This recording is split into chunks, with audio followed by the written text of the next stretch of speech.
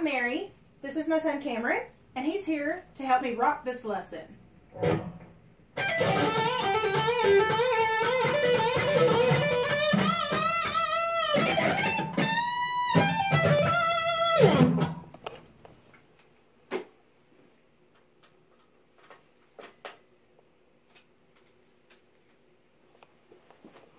Our lesson today is on the ecological model as it applies to the social sciences, particularly health behaviors.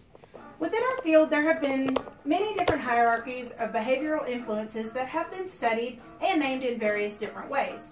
The basis of the ecological model is that, as humans, we are affected by interactions within our environment. From its beginning, social ecology studied children and how things that happened to them within their lifetime affected their outlook on life and ultimately their life choices. While there have been several early pioneers in this field, I'm going to discuss in particular Urie Bronfenbrenner's ecological framework for human development, which is considered by many to be the most recognized and utilized social ecological model as applied to human development, according to Fitch and Frieden in 2014. This ecological system theory considers a child's development within the context of the systems of relationships that form his or her environment. He described them like Russian nesting dolls, one inside the other, where each level within a child is able to simultaneously interact with each other. His theory was first introduced in the 1970s as a conceptual model and became a theoretical model in the 1980s, and was continually revised by Bronfenbrenner until his death in 2005. In order to demonstrate Bronfenbrenner's ecological model, I'm going to bring in my second volunteer, who happens to be my daughter. This is Caroline. And she is going to be acting as our Russian nesting doll. Mom, what's with all the layers? I'm not an onion. I'm a child. Great point, Caroline. But you are here to help me demonstrate the idea of the ecological model that basically children develop sort of like the layers of an onion. Let's see. Children are sometimes stinky. We could discuss their basketball socks. Speaking of, I think there's some clothes in the hamper. Wait, I may have gotten off track. The point is that children develop according to their environment.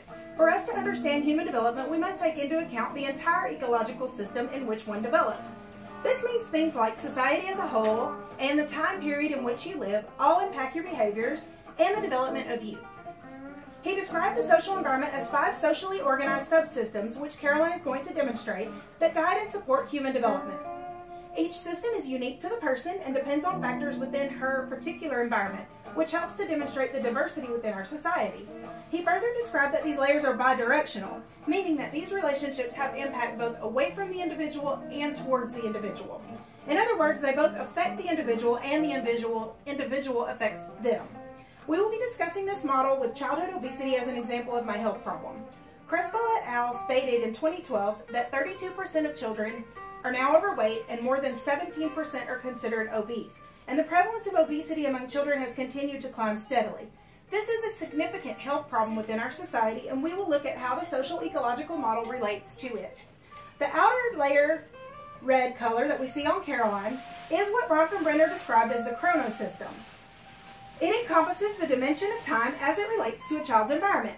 Elements within this system can be either internal, such as the physiological changes that occur with the aging of the child, or external, such as the timing of a parent's death. Family dynamics tend to be framed within this historical context where they occurred. Food-related parent-child interactions are one example of this layer as it relates to obesity. Zhao and Qi published research in 2015 regarding childhood obesity in Chinese immigrant children. Despite the slender Asian stereotype, they found that nearly 1/3 of 6 to 11-year-old Chinese American children were actually overweight. One risk factor that they were able to isolate that is a great example of the chronosystem is that parents who experienced early life food insecurity value food and don't ever want to waste food. So they have a tendency to pressure children to finish their plates, even if the children say they're full.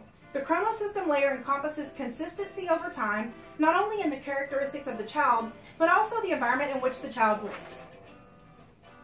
The next level, moving inward, is what Bronfenbrenner described as the macrosystem. This level is made up of the overall patterns of cultural values, social policies, customs, and laws that apply to a given social group. The effects of larger principles defined by the macrosystem have a cascading influence throughout the interactions of all of the layers. The macrosystem influences what, how, when, and where we carry out our relations. These can be things like ethnic groups, religious affiliations, or public assistance programs. For example, a program like Women, Infants, and Children, what we call WIC, may positively impact a young mother through health care, vitamins, and other educational resources that can empower her life so that she in turn is more effective in caring with her newborn. In this example, the WIC program acts like an umbrella of beliefs, services, and supports for families. Like this new mother, in a sense, the macrosystem that surrounds us helps to hold together the many threads of our lives.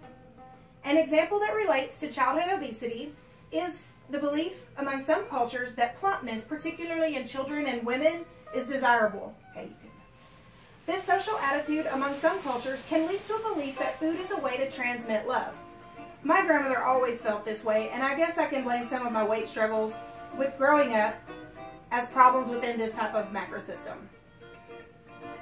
Next, we will discuss the next level moving inward, which is the exosystem. And here's Caroline with the next color, which is yellow. The yellow for the exosystem defines the linkage between two or more processes within a social system, with the least one being an environment that the child does not directly function within, however, he is affected by. The structures in this layer impact the child's development by interacting with some structure that is directly within his or her microsystem. Examples would be parent workplace schedules or community-based family resources. The child may not be directly involved at this level, but they do feel the positive or negative force involved with the interaction within their own system. Exosystems can be empowering or they can be degrading.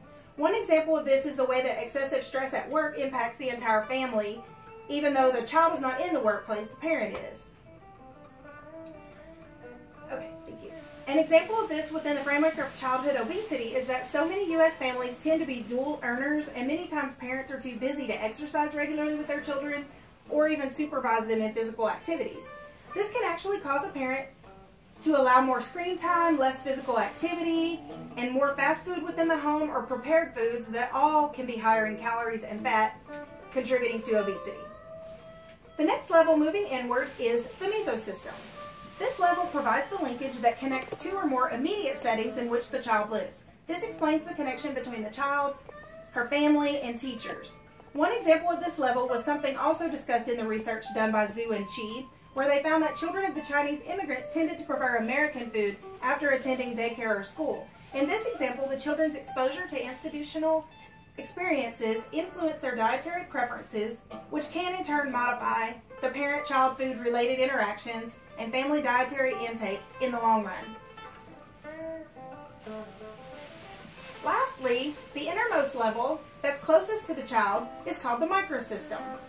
It involves complex reciprocal interactions of social roles, activities, and interpersonal relations experienced by a child through direct contact with his or her environment. And here's Caroline to show us microsystem.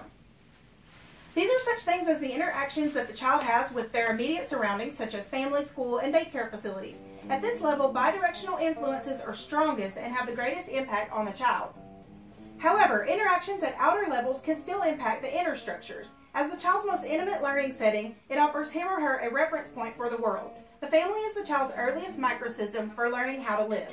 The caring relations between child and parents or other caregivers can help to influence a healthy personality. In this example, the attachment behaviors of parents offer children their first trust-building experiences.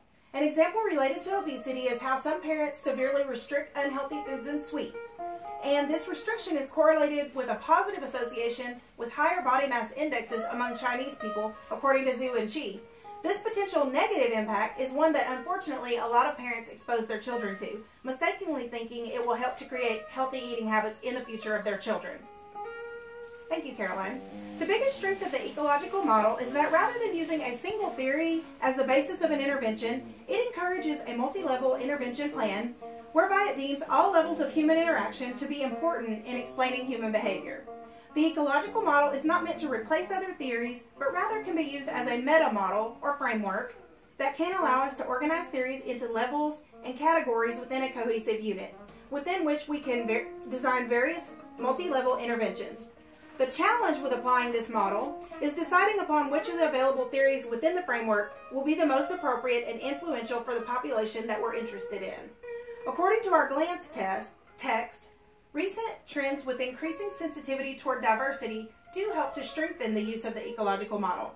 I hope this all makes sense. I want to thank Cameron for letting us use his awesome studio, aka his room, and helping me to rock this assignment. I'd also like to thank Caroline and the rest of my family. Caroline was a somewhat sassy Russian nesting doll. I want to thank her for helping with the demonstration, and all of you for helping with technologically in helping me upload this video to YouTube. Lastly, I'd like to show you guys the references that were used in preparation for this assignment. So here they are.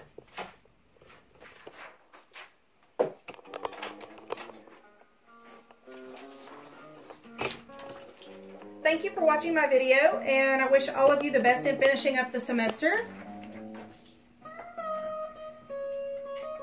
Cameron's going to jazz up the ending for us. Bye, guys.